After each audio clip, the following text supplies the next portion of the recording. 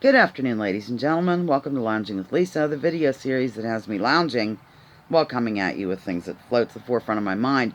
You will not believe this, but I literally got a telephone call with a request from a viewer who was cracking up over my tefillin. He wasn't sure if it was true. I'm not making this up, ladies and gentlemen. Truth is stranger than fiction oftentimes. He had a request for me to expound on the insanity involved with separating the dairy products from the meat.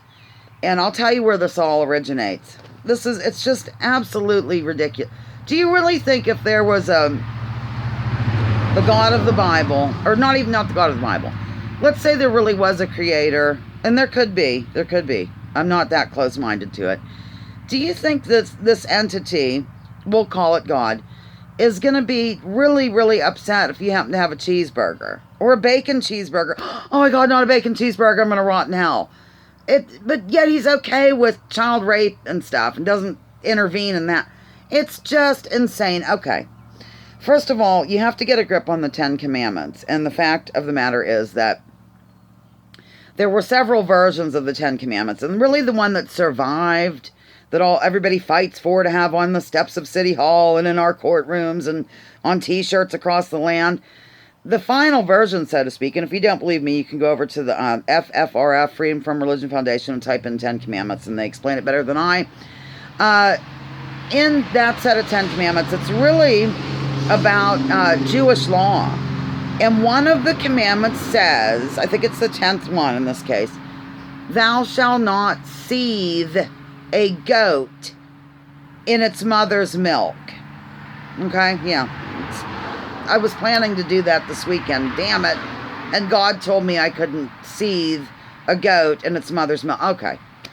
Leaving that aside, basically you can't boil a goat in its mother's milk. Okay. Because the goat can be sensitive if it notices, like, its mother being boiled in milk. Not lying. So, the Jews over the years, the rabbis, those great thinkers that they've always been. Actually, Maimonides was a fairly decent thinker. Anyhow, they have interpreted that verse to mean that you cannot combine meat and dairy. And they go absolutely insane with this particular revelation from the heavens. You know, it'd be really helpful if God would have talked about germs and things like that, but instead we're worried about boiling goats and milk.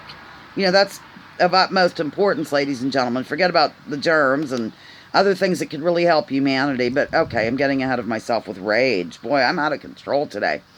Okay, so they've gone so far with this that if you go to a bar mitzvah or a bat mitzvah, one's for a boy, one's for a girl, by the way, more on that later, it'll either be a dairy affair or a meat affair. And generally it's a dairy affair because you have more leeway. You can have your bagels and lox and cream cheese and smear everything all over the place. A lot of smearing that goes on in Judaism. But they go so far as to have separate refrigerators in the kitchens in synagogues and in Orthodox homes. You literally have a refrigerator containing dairy products, a refrigerator containing meat products, and never shall the two meet. Oh my God, that would mean absolute sin, and extra davening at the Wailing Wall. So anyhow, that's that story. That was a special request sent out to JCB, my dear, sweet, sweet, wonderful friend. Hope you liked it. Lounging with Lisa, the video series that has me lounging while coming at you with thoughts of Judaism.